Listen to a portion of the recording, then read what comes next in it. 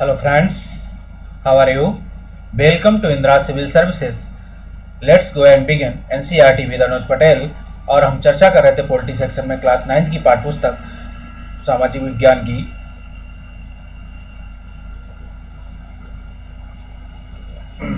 लोकतांत्रिक राजनीति भाग 1 और चैप्टर क्लास 9 की पाठ्य पुस्तक थी पहले चैप्टर समकालीन विश्व में लोकतंत्र।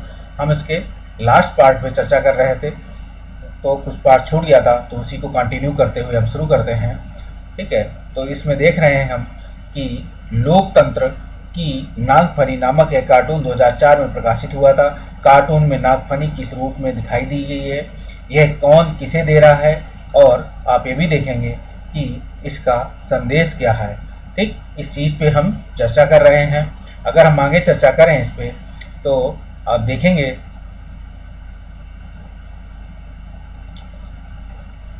ये लोकतंत्र है जो अमेरिका द्वारा, ठीक, अमेरिका और उनके सहयोगी द्वारा क्या है, इराक पे सशस्त्र विद्रोह करके वहाँ पे लोकतंत्र स्थापित किया।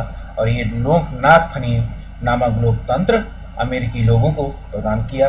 ठीक, आप देख रहे हैं ये चीज़, क्योंकि किसी भी देश के आंतरिक मामले में सशस्त्र विद्रोह के द्वारा लोकतंत्र स्थापित करना क्या सही है, आप इस पर सोच सकते हैं। जब वहाँ के लोगों द्वारा लोकतंत्र के लिए संघर्ष ही नहीं किया जा रहा है या उसको दिखाया नहीं जा रहा है, तब तक आप लोकतंत्र वहाँ कैसे स्थापित कर सकते हैं। आप देख सकते हैं कि किसी देश में जब लोकतंत्र स्थापित होता है तो वहाँ के लोग, वहाँ के नेता क्या करते हैं, लोकतंत्र स्थापित करने के लिए संघर्ष करते हैं। उस संघर्ष में ही आप उनकी सहायता कर सकते हैं।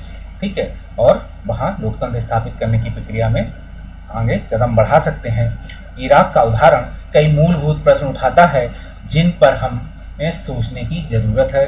उन्हें बताया कि क्या यह लोकतंत्र को बढ़ावा देने का सही तरीका है, क्या किसी देश में लोकतंत्र की स्थापना करने के लिए किसी लोकतांत्रिक देश को उस देश पर हमला कर देना चाहिए। आप ये भी देख रहे हैं, ठीक है, कि लोकतंत्र को बढ़ावा देने का क्या यह सही तरीका है, क्या किसी देश में लोकतंत्र की स्थापना करने के लिए किसी लोकतांत्रिक देश को उस देश पर हमला कर देना चाहिए, क्या बाहरी सहायता हर मामले में मददगार साबित होती है या वह केवल तभी कारगर साबित होती है जब किसी देश के लोग अपने यहाँ क्या करेंगे, अपने यहाँ समाज को लोकतांत्रिक बनाने के संघर्ष में लगे रहते हों। अगर आप इसकी चर्चा करें तो आप देखेंगे जब किसी देश में लोग या वहाँ के नेता लोकतंत्र के लिए संघर्ष करते हैं, तभी वहाँ लोकतंत्र में दूसरे देश क्या होते हैं, उन संघर्ष कर रहे लोगों की सहायता करते हैं। ठीक है, चाहे पैसे से मदद करते हों, चाहे विचारधारा से समर्थन करते हों या मीडिया के माध्यम से समर्थन करते हों। ठीक, लोगों को ये करते हैं।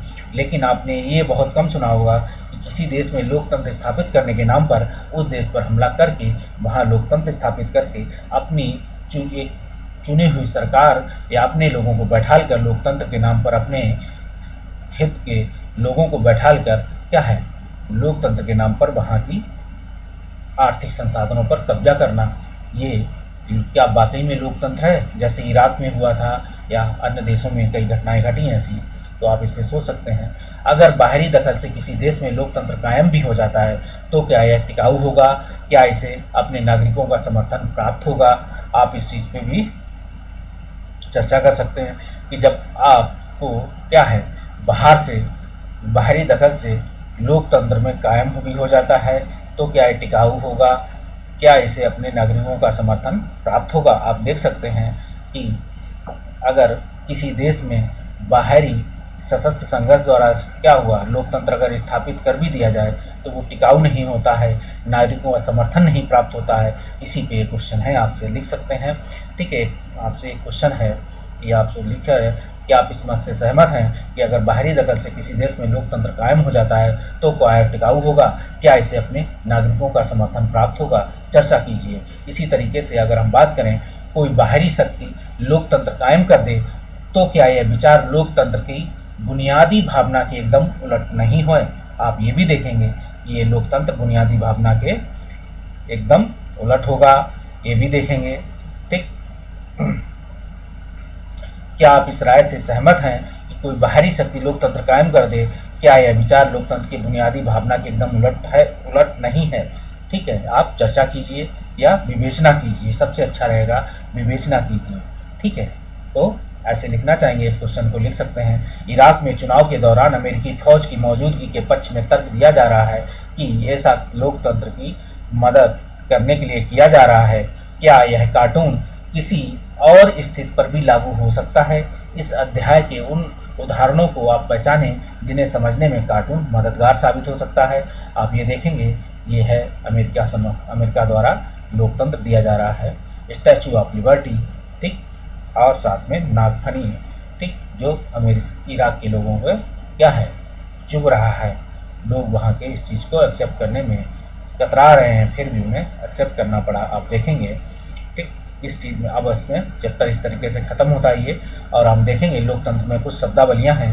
लोगों, संगठनों, पार्टियों द्वारा या राष्ट्रों द्वारा एकजुट होना, यह गठबंधन अस्थायी होता है, सुविधा रहने तक ही रह सकता है। जनमत संग्रह की बात करें अगर, जनमत संग्रह सभी मतदाताओं के सामने कोई एक प्रस्ताव रखकर उस पर हाँ या ना जवाब लेने वाला प्रत्यक्ष चुनाव करता है। यह नया संविधान किसी कानून या सरकार की किसी नीति पर कराया जा सकता है। तख्ता पलट, किसी सरकार को गैर कानूनी ढंग से अचानक उखाड़ फेंकने को तख्ता पलट कहते हैं। यह हिंसक हो सकता है और नहीं भी हो सकता है। आप ये भी देखेंगे। मजदूर संघ की बात करें, मजदूरी करने वालों को अपने रोजगार को बनाए रखने और बेहतरी के उद्देश्य से बना संगठन होता है। आपने देखा, ये अपने हित में काम करते हैं मजदूर संघ। साम्यवादी शासन की अगर बात करें तो साम्यवादी शासन द्वारा चलाया जाने वाला किसी देश का शासन जिसमें अन्य पार्टियों को सत्ता के लिए प्रयास करने की इजाजत नहीं होती है, ये बिल्कुल मनाही ही होती है। राज्य सारी बड़ी संपत्ति और उद्योगों पर नियंत्रण स्थापित कर लेता है। जैसे आप चाइना का एग्जाम्पल ले सकते हैं।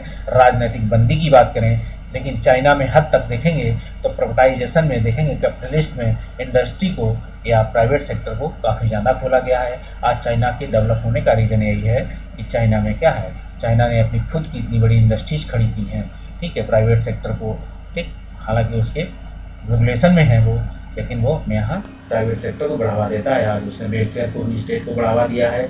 साम्यवादी शासन कहने का साम्यवादी शासन है, वहाँ से एक पार्टी का शासन है, ठीक है, लेकिन आप देखेंगे अब वहाँ कि लोकतंत्र के कई सारी चीज़ों को अपना लिया गया है, ठीक है।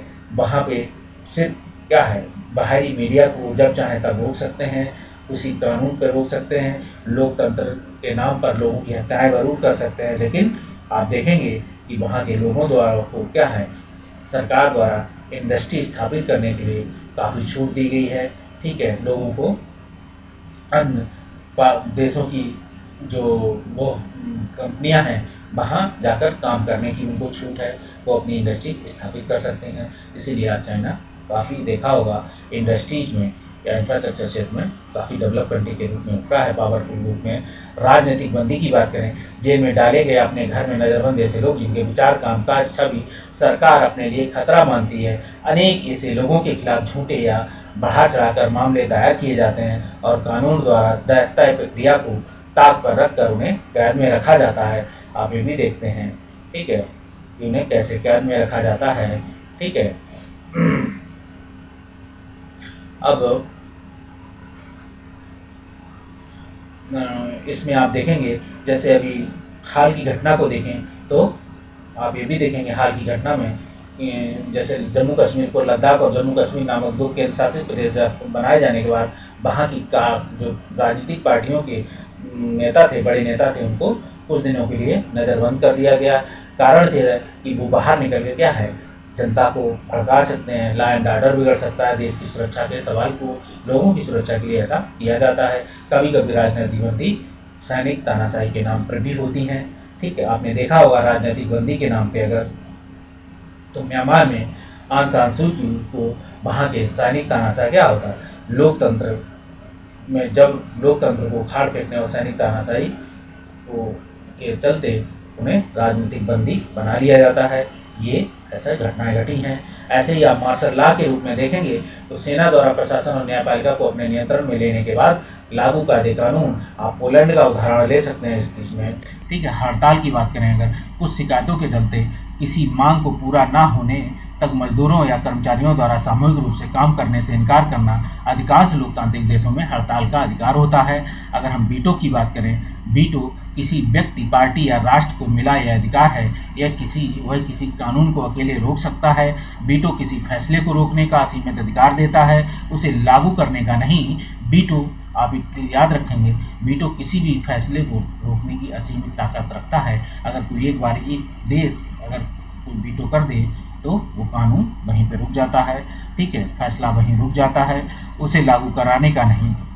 वीटो लतानी या लैटिन भाषा का शब्द है जिसका अर्थ होता है मैं मना करता हूँ। उपनिवेश किसी अन्य शासन व्यवस्था में राजनीतिक नियंत्रण में रहने वाला क्षेत्र आप देखेंगे, ठीक है। अब इस प्रश्नों को आप देख सकते हैं, लोकतंत्र के विस्तार में किसमें मदद नहीं मिलती है, तो आप इसके उत्तरों को देख सकते हैं, ठीक है। विदेशी शासन के आक्रमण की बात कर सकते हैं। और आज की दुनिया में के बारे में लोकतंत्र में कौन सा सही कथन आप कहेंगे, ठीक है, तो आप ज़्यादातर बात सही की बात होगी तो आप इस चीज़ को मान सकते हैं, ठीक है, क्योंकि ये सबसे सटीक है।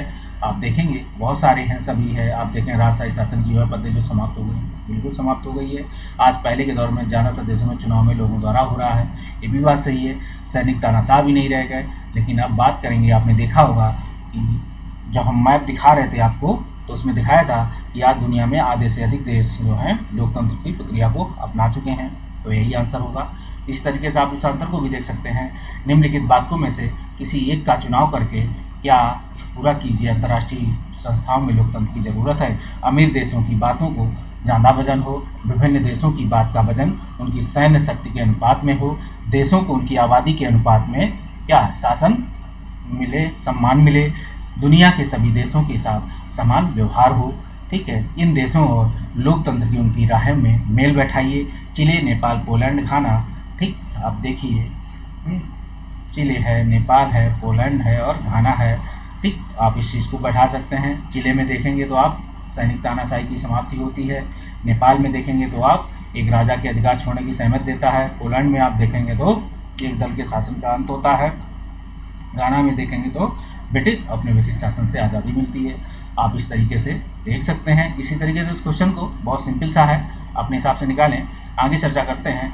गैर लोकतांत्रिक शासन वाले देश के लोगों को किन किन मुश्किलों का सामना करना पड़ता है। अध्याय में दिए गए उदाहरणों के आधार पर इस कथन के पक्ष में तर्क दीजिए। जब सेना लोकतांत्रिक शासन को खाड़ फेंकती है तो सामान्यतः कौन सी स्वतंत्रताएं छीन ली जाती हैं। आप इस चीज़ पे आप इस राय से सहमत हैं। जब सेना लोकतांत्रिक शासन को खाड़ फेंकती है तो सामान्यतः कौन सी स्वतंत्रताएं छीन ली जाती हैं, आप चर्चा कीजिए, ठीक। आप इस तरीके से लिख सकते हैं। वैश्विक स्तर पर लोकतंत्र बढ़ाने में इनमें किन बातों में मदद मिलेगी, प्रत्येक मामले में अपने पक्ष में तर्क दीजिए।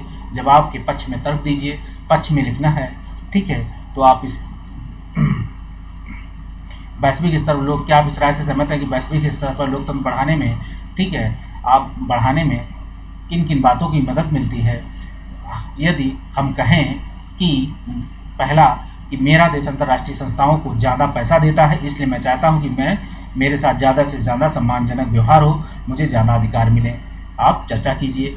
दूसरा, अगर कहें मेरा देश छोटा या गरीब है, हो सकता है मेरी आवाज़ को सम्मान या आदर के साथ चुना जाना चाहिए क्योंकि इन फैसलों पर मेरे देश का भी असर पड़ता है। तीसरी की बात करें, अंतर्राष्ट्रीय मामलों में अमीर देशों की ज़्यादा चलनी चाहिए, गरीब देशों की संख्या ज़्यादा है, सिर्फ इसके चलते अमीर देश अपने हितों को नुकसान नहीं होने दे सकते।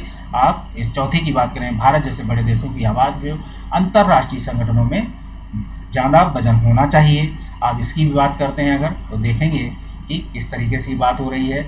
अब देखेंगे, आप चर्चा कर सकते हैं। इस क्वेश्चन को यहाँ हर क्वेश्चन में जोड़ते जाइए, देखते जाइए। नेपाल के संकट पर हुई एक टीवी चैनल को व्यक्त किए गए 3 विचार कुछ इस प्रकार थे, इनमें आप क्या सही मानते हैं। क्या एक लोकतांत्रिक देश है? भारत एक लोकतांत्रिक देश है, इसलिए राजशाही के खिलाफ और लोकतंत्र के लिए संघर्ष करने वाले नेपाली लोगों के समर्थन में भारत सरकार को ज़्यादा दखल देना चाहिए। दूसरा, यह एक खतरनाक तर्क है, हम उस स्थिति में पहुंच जाएंगे जहां इराक के मामले में अमेरिका पहुंचा है। किसी भी बाहरी शक्ति के सहारे लोकतंत्र नहीं आ सकता, लेकिन हमें किसी देश के आंतरिक मामलों में चिंता क्यों नहीं करनी चाहिए, हमें वहां अपने व्यवसायिक हितों की चिंता करनी चाहिए, लोकतंत्र की नहीं। आप इसमें अलग अलग टिप्पणियां लिख सकते हैं। आप यहाँ भी लिख सकते हैं कि अलग अलग समूह बना लें, ठीक है। आप गैर लोकतांत्रिक देशों में लोकतंत्र के लिए हो रहे संघर्ष के संबंधित अलग अलग तरीके से सूचनाएं इकट्ठी करें, टिप्पणी लिखें, ध्यान केंद्रित करें। ध्यान केंद्रित मतलब आप मेडिटेशन नहीं करेंगे, ध्यान केंद्रित का मतलब है आप लोकतंत्र पर ध्यान केंद्रित करें, किस तरीके से क्या क्या पॉइंट होने चाहिए, कौन कौन से आधार होने चाहिए, कौन कौन सी प्रक्रियाएं होनी चाहिए, ठीक है। आपके पास कौन कौन सी स्वतंत्रताएं होनी चाहिए, ठीक। तो पहली बात करें, अगर कोई सरकार किस आधार पर लोकतांत्रिक गैर लोकतांत्रिक होती है, ठीक, आप इस पे देख सकते हैं। उस देश के लोगों की मुख्य शिकायतें और मांगे क्या क्या हैं, आप इस पे लिख सकते हैं। लोगों की इन मांगों पर वर्तमान शासकों की क्या प्रतिक्रिया है, आप इस पे चर्चा कर सकते हैं। और लोकतंत्र के संघर्ष के नेता कौन कौन से हैं, आप भारत के संदर्भ में भी लिख सकते हैं और विश्व संदर्भ में आप अब्राहम लिंकन को लिख सकते हैं, ठीक। और भी बहुत सारे नेता हैं, ठीक, आप उनको लिखिए अन्य देशों के, ठीक है। इस तरह जुटाइए सूचनाओं पर आप प्रस्तुत कीजिए। इस तरीके से हमारा क्लास 9th की पॉलिटी सेक्शन में पहला चैप्टर समकालीन विश्व में लोकतंत्र नामक चैप्टर खत्म होता है। हम अगले चैप्टर में चर्चा करेंगे। तब तक के लिए बाय बाय, मिलते हैं अगले वीडियो में।